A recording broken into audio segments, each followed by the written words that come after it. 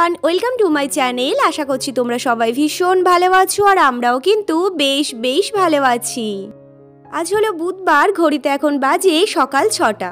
ঘুম থেকে উঠে ফ্রেশ হয়ে গিয়েছিলাম একটু ঘরে ওর ওষুধটা দেওয়ার জন্য। ও আজকের আবার বলছিল যে দোকান থেকে ও আর কি রুটি কিনে খায় সেই দোকানটা আজকের বন্ধ থাকবে।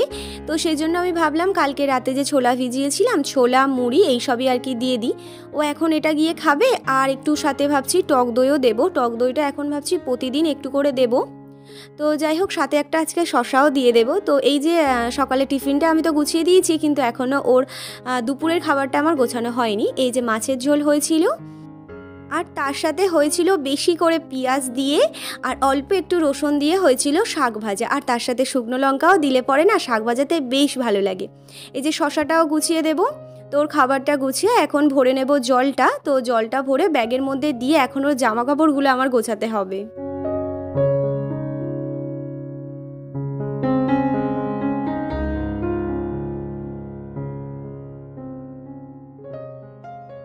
টিফিন তো ব্যাগের মধ্যে গুছিয়ে দিয়েছি, সাথে জলটাও ভরে দিলাম। আর কালকে রাতে আমি ওকে বলছিলাম যে আমি না আজকের একটু ওই বাড়িতে যাব, মানে ওই বাড়িতে যাব, গিয়ে 2-3 দিন মতো থাকবো। জামাই ষষ্ঠীতে গিয়েছিলাম আর 2 দিন মতো থেকে চলে এসেছি। আমার মনটা একটু কেমন একটু করছে, তো ভাল লাগছে না, ওই জন্য ভাবছি যে ওই বাড়ি থেকে একটু ঘুরেই আসি। তো দেখি আজকের যদি বৃষ্টি না হয় তাহলে পরে যাব। আকাশটা আজকের ভারী মেঘলা করে রয়েছে। তো যদি বৃষ্টি হয় তাহলে পরে আর কি করে যাব। ও তো 7:30টার মধ্যে ফিরে যায়। তো দেখি যদি যাই তো অবশ্যই তোমাদের সাথে তো শেয়ার করব। আর একটা ওষুধ রয়েছে, সেটা হচ্ছে জলে গুলিয়ে খায়, মানে একটু হালকা জল গরমে। তো এই যে জল গরমটা বানিয়ে নিলাম, আর একটু বেশি হয়ে গেছিলো বলে ওই কাপের মধ্যেও ঢেলে দিয়েছি। তো ওষুধটা রেডি করে দিই, ওষুধটা খেয়ে ও বেরিয়ে যাবে।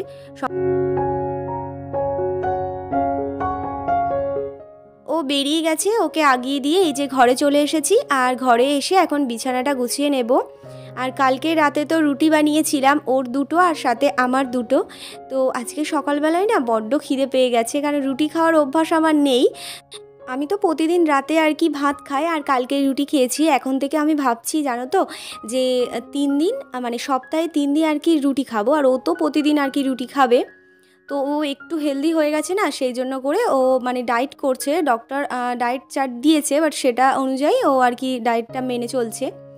তো সেই জন্য করেই আর কি ওর রুটি আর রাতে একটু সবজি দিতে বলেছে, তো সেটাই ওকে করে দেবো। সাথে আমিও খেয়ে নেবো ভাবছি আজকেও রুটি।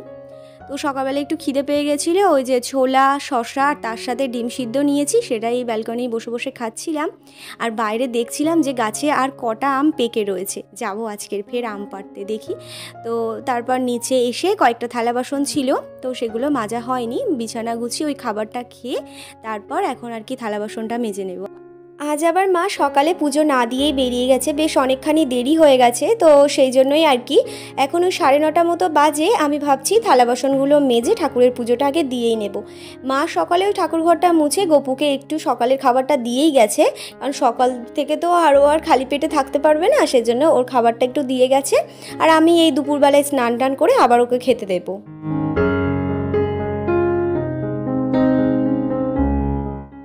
স্নান করে ঠাকুরের পুজোটা আমি দিয়ে নিয়েছি, আর এখন তুলসী গাছে জল দিয়ে দিচ্ছি। আর আজকের গাছে একটা মাত্র নীলকণ্ঠ ফুল ফুটেছিল, তো সেটা নিয়ে এসে বাবাকে দিলাম।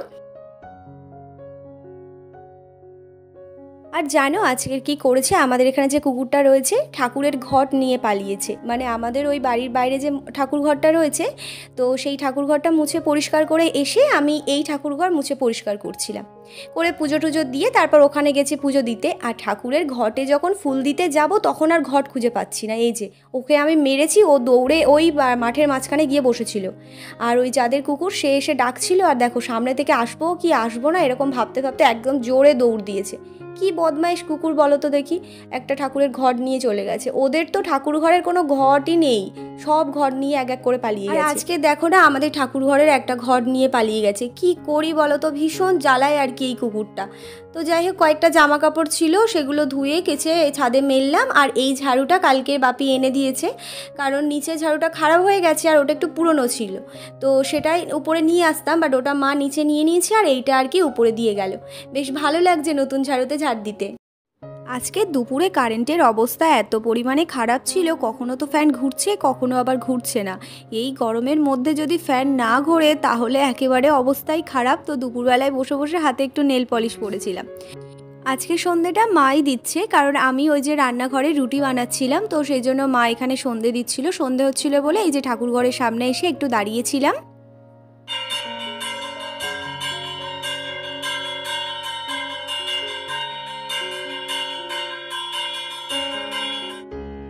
এই যে রুটি বানাচ্ছিলাম, আজকে রাতে আমি আর রুটি খাবো না, আজকে রাতে আমি ভাত খাবো। রুটির সাথে বানাবো ওই পটল আলু একটা নিরামিষ তরকারি, একদম হালকা পাতলা, মশলা খুবই কম দিয়ে। তো এই যে রুটিটা এখন বানিয়ে নিই, তারপরে চলে যাব গা ধুতে। এত পরিমাণে গরম হচ্ছে না। এমনিতেই সারা দুপুর কারেন্টের অবস্থা ভীষণই খারাপ ছিল, সে তো সারা দুপুর গরমে কষ্ট পেয়েছি, তারপর রান্নাঘরে এসে সে আবার ভীষণ গরম। তো যাই হোক, রুটি বানিয়ে তরকারি বানিয়ে সমস্ত কিছু রেডি করে রেখে আমি এই যে স্নান করে নিয়েছি। স্নান করে তারপর একটু বসবো।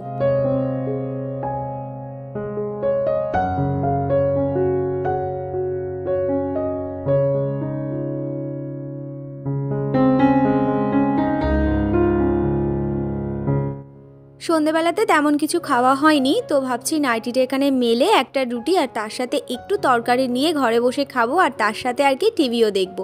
আগে একটু বসি তারপর আর কি খাওয়া।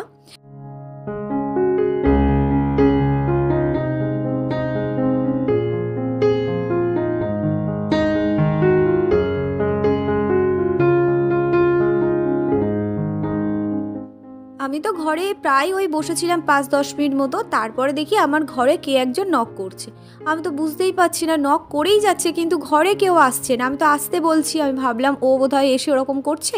তারপর আমি রেগে গিয়ে বলছি, তুমি আসবে না বাইরে দাঁড়িয়েই থাকবে।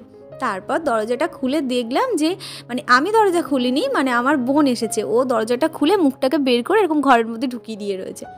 আমি তো দেখেই অবাক হয়ে গেছি, ফোন না করে কিছু না বলে হঠাৎ চলে এসছে। ও এসছে আর আমার বাড়ির পাশে এক কাকার মেয়ে এসছে।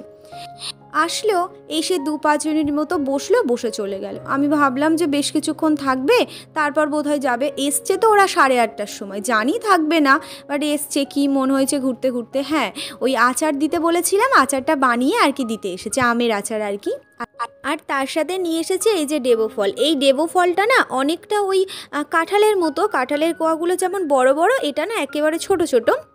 ওটা একেবারে মিষ্টি খেতে হয়, মানে কাঁঠালটা মিষ্টি খেতে হয়, এটা একটু টক টক এরকম টাইপের খেতে হয়, তো বেশ ভালো লাগে। আর এই যে আচার দিয়ে গেছে। আজকের ভিডিওটা এখানেই এন্ড করলাম। কেমন লাগলো অবশ্যই জানিও, যদি ভালো লাগে একটা লাইক করো। Tata, good night.